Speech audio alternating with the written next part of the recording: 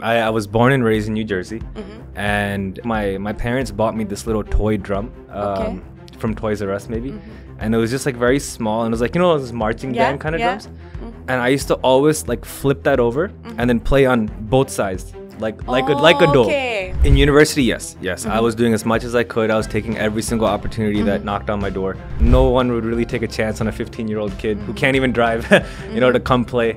It would be, I would study Monday to Thursday. And then Friday, Saturday, Sunday, I'd be at weddings or birthday parties or corporate gigs or anniversary parties, whatever it may be. That was a big shock. Slowly and slowly, one video went viral, and the second one went viral, and the third, and the fourth, and the fifth. When we were talking on the phone, you said the first performance you did, you had 160 people in the hall. From that to 7,000 people in a concert hall. What was that growth like? How did it happen? And how did it happen so quickly? Our practice is at the performance, you know? So you guys are super talented. And that's the way I've always liked to do it. Hello everyone, welcome to the Rising Immigrant Show. Today I'm sitting with a very talented musician, Nihal Singh. Nihal plays drums, tabla and dhol, and his music is a mix of desi fusion music and EDM. He's performed at weddings, at events, and now at concert halls. So I want you to stay tuned with me, and then we're going to hear Nihal's journey in his own words. Welcome to the show, Nihal. Sat Shri Akal, Jasmine. Sat Shri Akal to the entire audience. It's such a pleasure to be here. Sat Shri Akal. Thank you so much for coming out here today. And my I'm so pleasure. excited.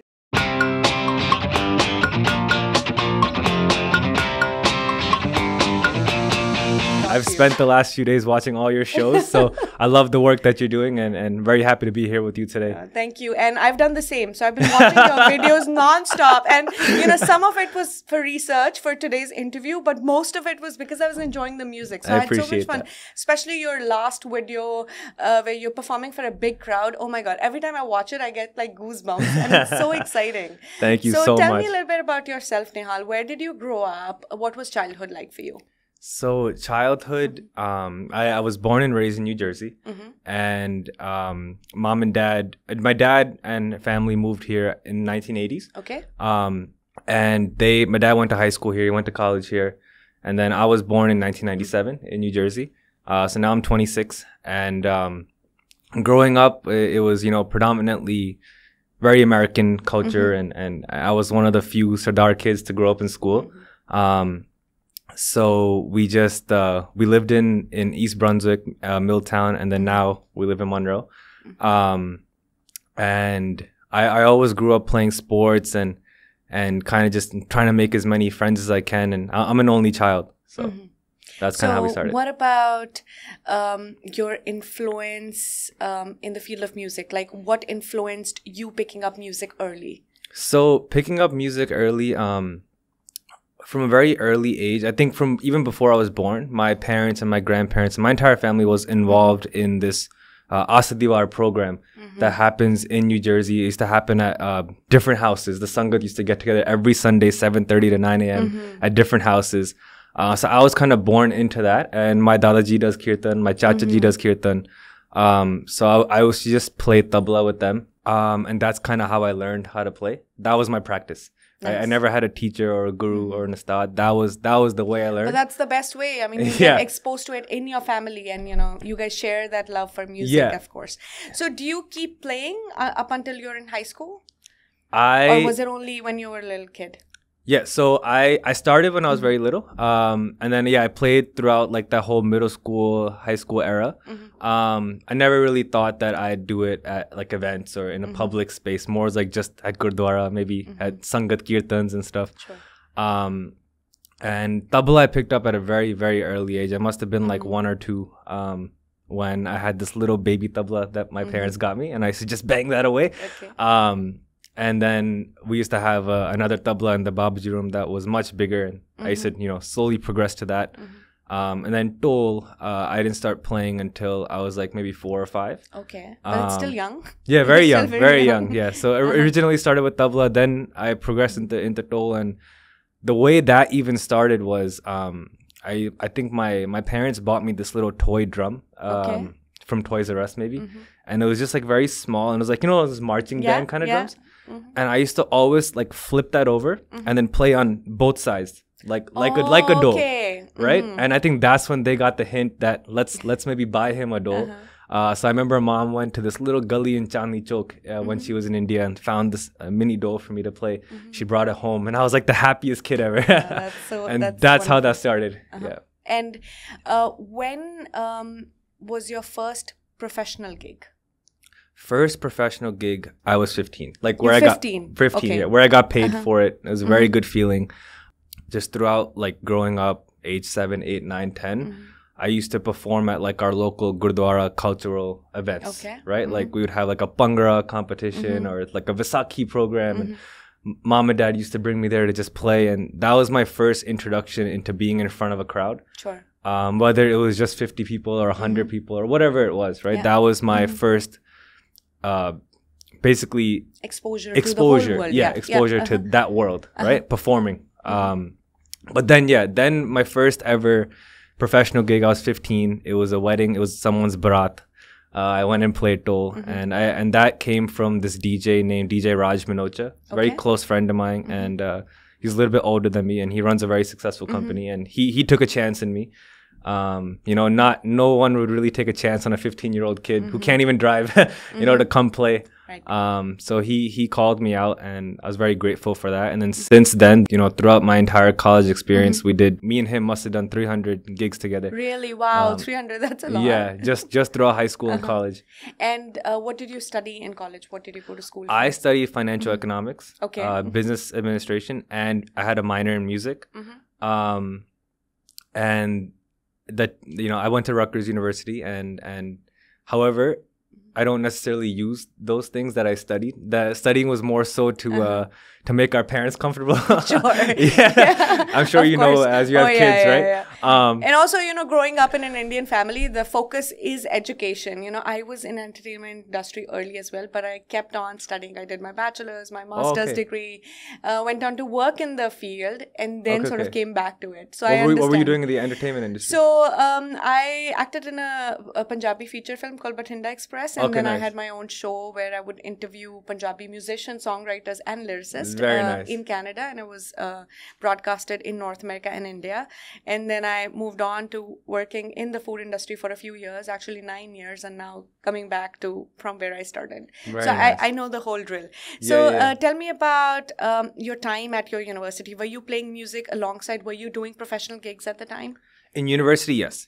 I was doing as much as I could. I was taking every single opportunity that knocked on my door. It would be, I would study Monday to Thursday, and then Friday, Saturday, Sunday, I'd be at weddings or birthday parties or corporate gigs or anniversary parties, whatever it may be.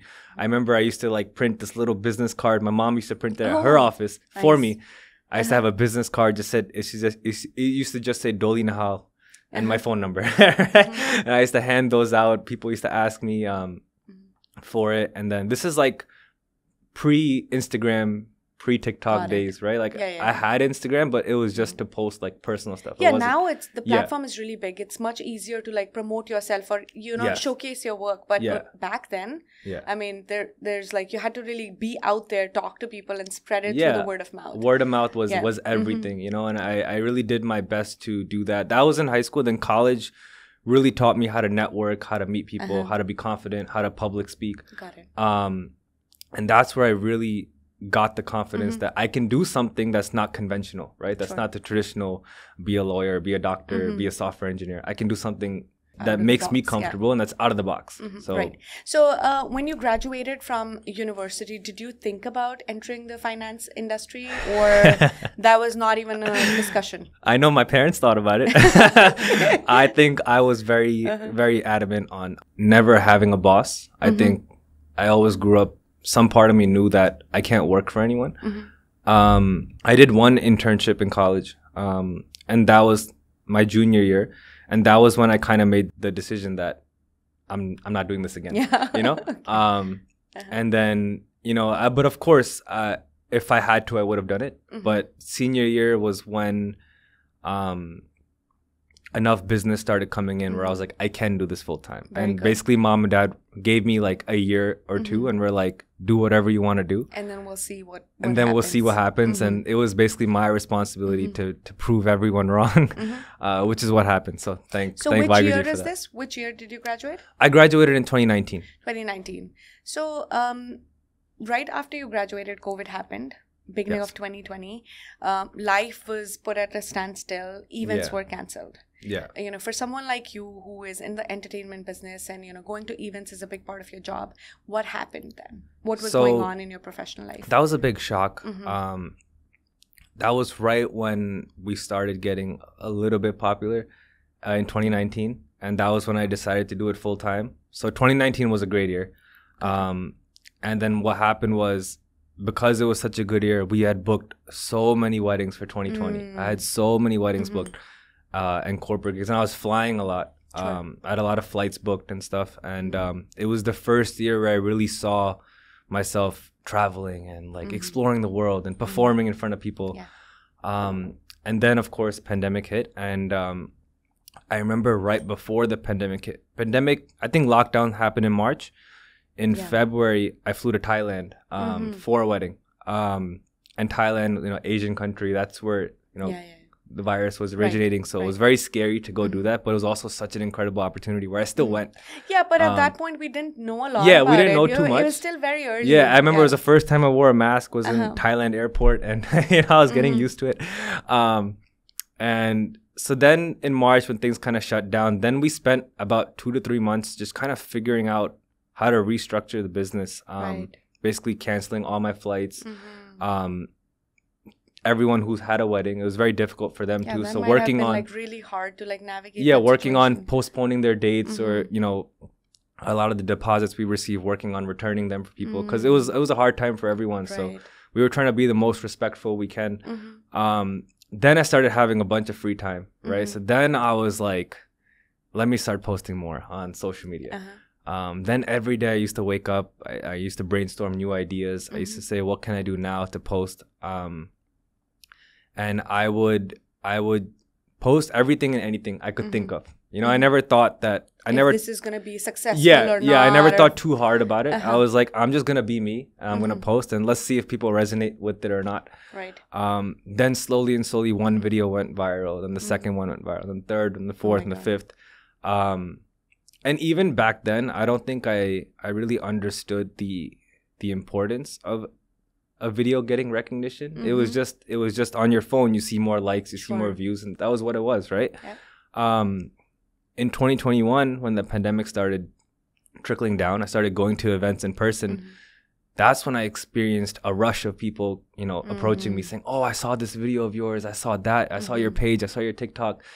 Then it hit me that these are real people, you know? It's not getting to different people all across the globe. I was actually going through your comment section and I see comments from Australia, of course, you know, India for sure, but like other parts of the world where people are sort of appreciating the music, right? Yeah. Music is so beautiful because it transcends all languages, right? It can reach to people not just in your culture, but if it has the capacity to speak to others as well.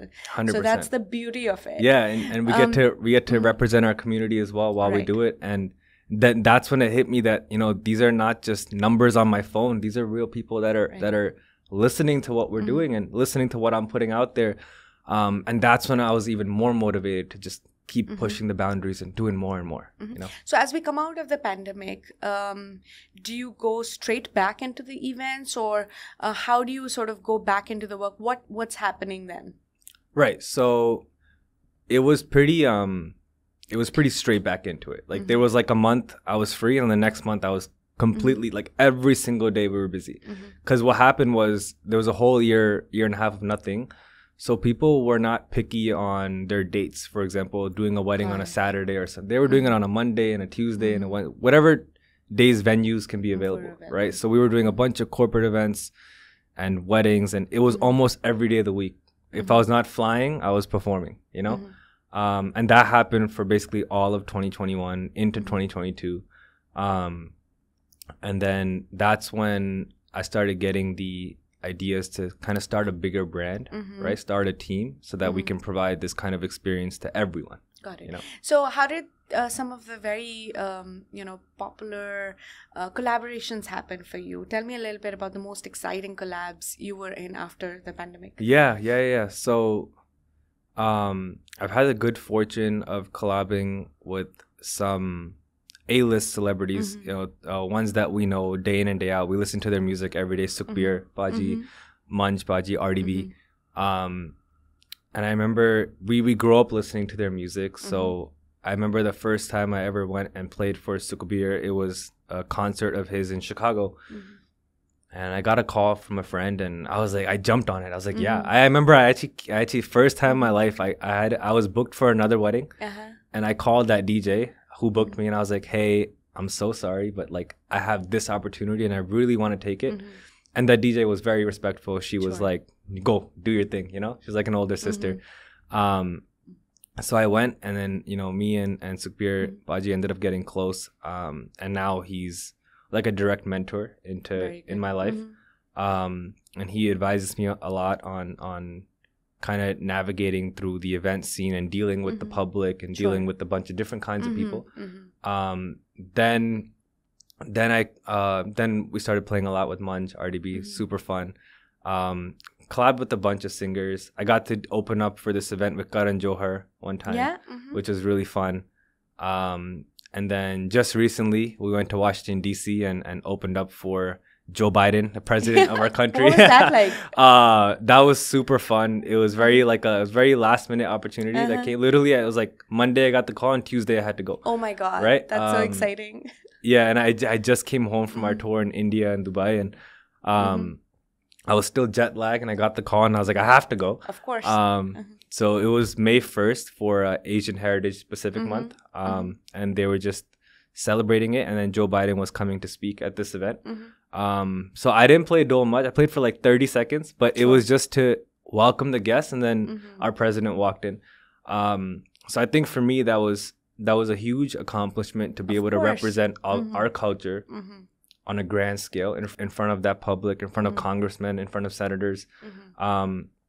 And it was really cool to go through the background check process and the Secret Service examining my dhol. Sure. It feels real, right? Like, hey, I'm doing something. If I have to go through all of that, it must be real. Yeah. So that was a really cool experience. I remember growing up, I used to always tell myself, like, when am I going to get the opportunity to see our president? Whether it's just watching him for a speech, or I'm involved in some way, or maybe somewhere in person at an event, and the call came and I was there. We're very proud of you. And, it gives all of us recognition, right? If you go there to Washington, D.C. perform, you are a Sikh, you're wearing your kara. So that's a big achievement for all of us as Sikhs, as Indians or people of Indian origin for that matter. Appreciate so thank that. you for representing us. No, of course. Now, Nihal, if I talk about, your performance at concerts. When we were talking on the phone, you said the first performance you did, you had 160 people in the hall. From that to 7,000 people in a concert hall. What was that growth like? How did it happen? And how did it happen so quickly? I collaborate with this brand called Indo Warehouse. And it's run by my good friends, Kahani and Kunal. Sure. And we were friends before all this even started. And I remember Kahani had called, he was doing a small show in New York City. It was about 160 or 200 people, very small. And he was like, can you come play tabla and dhol and let's see how it sounds with like techno and house and EDM music. And I was like, I was all for it because the Indo Warehouse brand aligns so well with what I stand for in terms of fusion music and collabing our South Asian sounds into modern day culture. So when we did that, I remember feeling an immense sort of love in that room. And I was like, this is more of what I want to do. The public's. I spent the last 5 years doing private weddings and private events. Then we started doing that, and I was like, it just fed my soul, right? And I was like, I want to do more of this. Then we progressed, and they started getting offers from all over the place, and they were doing these bigger shows. One of them was at Avant Gardner in Brooklyn, December 2022. That was about we didn't expect it to be that many people, but I think almost 3,000 people showed up. And that was just like a year after we had less than 200 people. Right. So we had 3,000 people show up. And then I remember we posted some videos from that, and those videos ended up going all over the place. Yeah, all over the place. And then, Nice. you know, I think a lot of people picked up on the sound. And after that performance, like your confidence grows a lot, right? Then, you know, you also make connections. You make connections, if you know it's resonating with the audience, you know, it gives you the confidence to keep going as well. Yeah. And I'm huge on the, can be a great instrumentalist, but I'm huge on the art of performing. Sure. Right? Basically engaging a crowd, making them like that's different. grasp, you know? And that's everything. It's from what you wear, it's to how you look at the crowd, it's how you engage, it's how you interact. And then at the end of the day, we have to play really well, you know, but that's always the cherry on top, is how to engage with the crowd. And then we recently went on a tour in India in January where we did have the 7,000 people in one of the domes in Mumbai. And then we did the Brooklyn Mirage show, which had thousands of people as well. And it's a big, within a few years, it's a big difference from, you know, playing at someone's Bharat for maybe 100 people. Playing in front of 7,000 people. But the biggest thing I always say is that my performance never changes. You know, whether it's 100 people or 7,000, I'm playing the same. You know, same smile. I'm having so much fun. There's so many times where we're performing on no sleep because we just flew in, you know, but it's the adrenaline you get from the crowd. You know, they're having a good time, so we're going to give them more energy back. And that's how that kind of started. And I feel like artists feed off like energy of people, right? A part of being an artist is like, you know, being authentic and performing for others. And I know a lot of other people I've spoken to, they feed off that, right? They get their own, as you said, they get their energy from other people's energy. So that's beautiful. Now, Nihal, tell me about your talent management company. You're not just a musician, but you started this company a little over a year ago? It started in 2022. 2022. Okay. So almost 2 years now. Almost 2 years. So tell me a little bit about that. Yeah, for sure. So I started this brand called NSL Talent. And initially it started, I just abbreviated my stage name Nihal Singh Live. And I got the name NSL, right? But today, you know, I'm so fortunate that it's a brand that stands on its own, and it's a company that represents so many talented artists who are willing to provide these unique experiences. And I can only be a guiding aspect and to help grow these artists, you know? And the way it started was, I think one day I had posted a cover. I forgot which exact tabla cover it was. And the next morning I woke up and I opened up my inbox, and I kid you not, there was over 100 inquiries that came in. Right? And it was all different kinds of parties and events. And I remember just going through all of them, and I was like, I cannot be everywhere, you know? So that's when I called one of my buddies at the time. His name's Neil Desai. So he is now a direct partner in my brand, in our brand. And I called him up and I explained this idea. I was like, a lot of these, you know, couples are coming in and we need to help them out, you know? I used to hate saying no to people because I was busy. So then I called him. Then I called a few of my other friends who are artists, and I was like, hey, what would you think about starting this kind of brand together, and let's go all over the world. And everyone was down. I got a lot of support from my family and my friends and my other colleagues in the industry. So yeah, today we run this brand called NSL Talent. And our aim and mission is to always provide music in the most unique way possible, but to also connect our roots to modern day living, right? And that's the core and basis of what we do. That's beautiful. I love it. So, Nihal, when you perform for these big events and concerts, what type of preparation goes in? Like, how do you get yourself out there?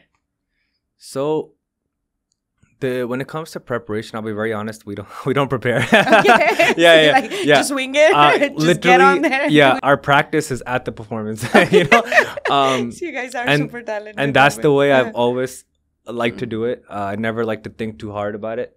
I've always liked to just go and feel the vibe in the moment and then perform with my heart, right? the moment I'll start to prepare more, think more, then it just takes away from the art, right? Sure. That was what I kind of experienced, and that's what I tried to instill in all the guys we have. Just play from the heart. You don't need to practice. You don't need to prepare. Just go out there. If you're doing your thing, the crowd will love it. Yeah. You know? That's Absolutely. it. Yeah. And Nihal, if we talk about your inspiration in the music industry, who do you look up to? You did mention Sukhbir, that he's your direct mentor. Who are some of the other people you get inspired by? Yeah, so I look up to a lot of people, to be honest. And the craziest thing is a lot of them are my closest friends. Okay. For example, one of my friends who's my roommate at college, his name is Sham, and his stage name now is Are You Blue? And he's one of the most talented artists I've ever worked with. He plays so many different instruments. His wife now is a singer and a DJ, very talented artist herself. And I've of course looked up to Sukhbir a lot. I've looked up to a lot of American artists like Drake, you know, who's probably one of the most popular artists of our day. And my first ever tabla cover I posted was while I was in college, was to a Drake song. Gotta be real with it. Yeah. Kiki, do you love me? Are you riding? Say you never ever leave from beside me. The song called Kiki, Do You Love Me? Right, the song that came out back then.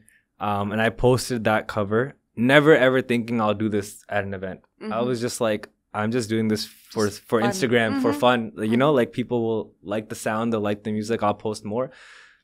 And I remember within hours of posting that, I got so many comments. Can you do this song? Can you do this song? Then I started doing more songs. And then within the same month, this very famous chef in New York City, Chef Anand. Yeah. He had his son's first birthday party. Gaurav, yeah. So he had his son's first birthday party. And I met him at a wedding playing dhol. Back then, I was just a dhol player, not even in the tabla scene. So I met him. He saw the video.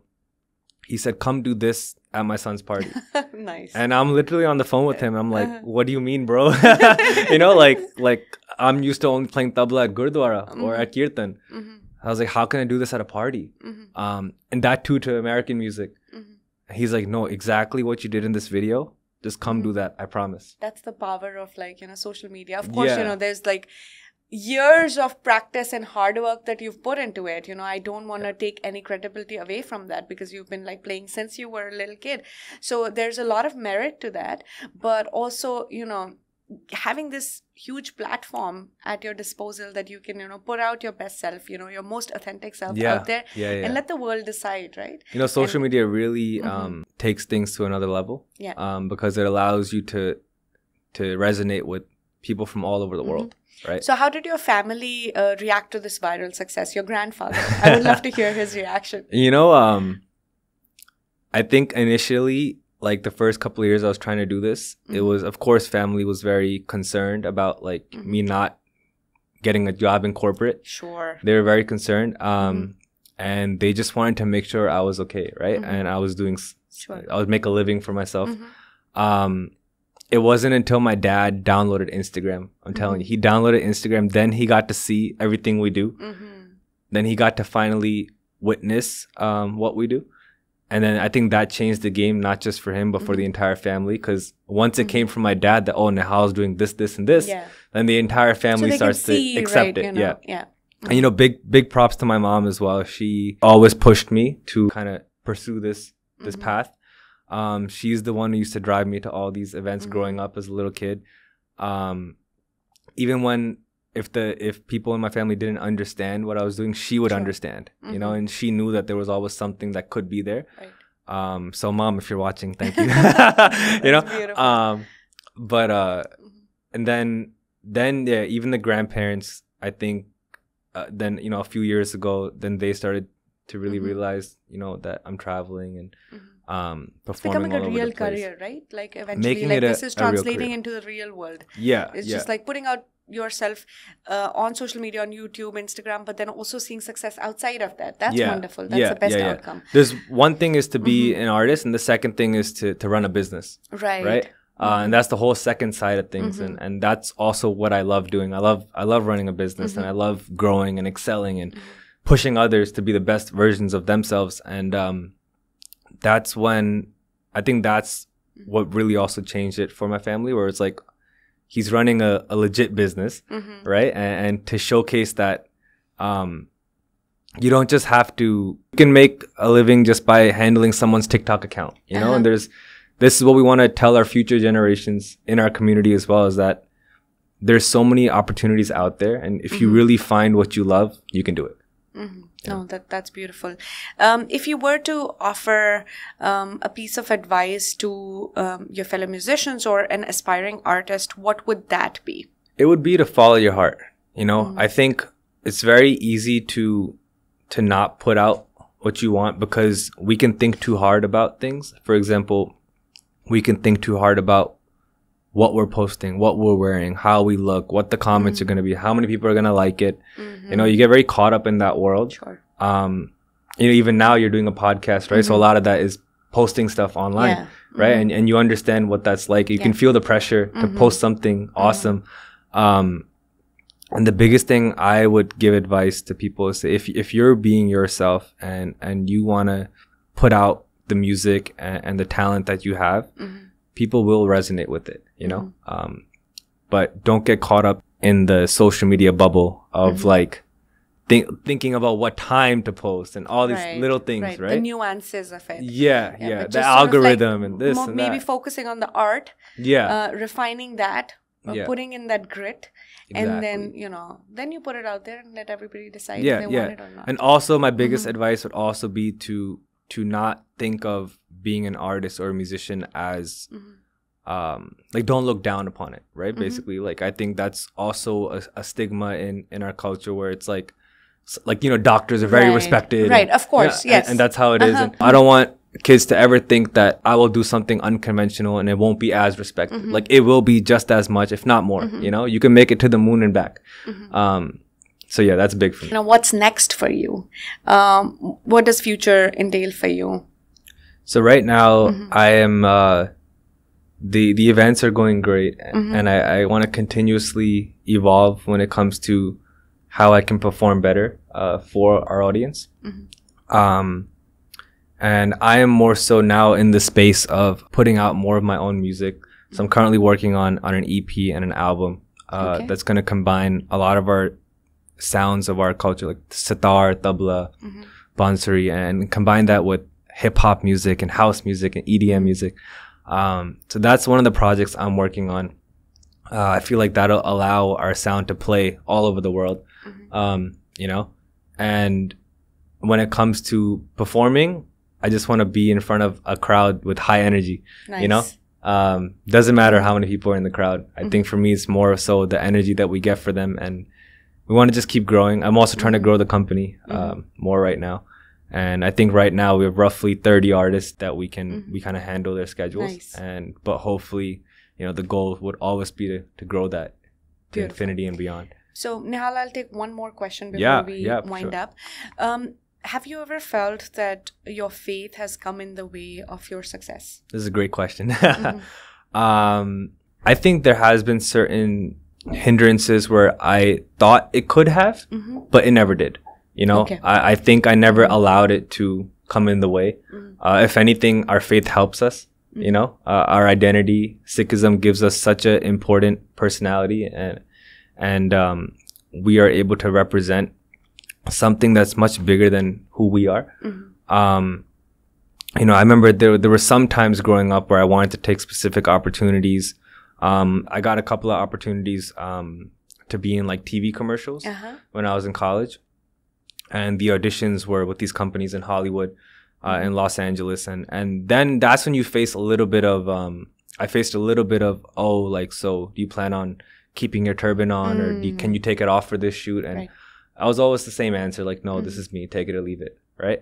But other than that, I think the community, even all the non-Indians who have seen us perform, have supported so greatly, you know? And I love our Sikhism. I love our culture for it, because it just allows us to express ourselves, allows us to maintain our identity, and we can also push the future generations to maintain their identity as well.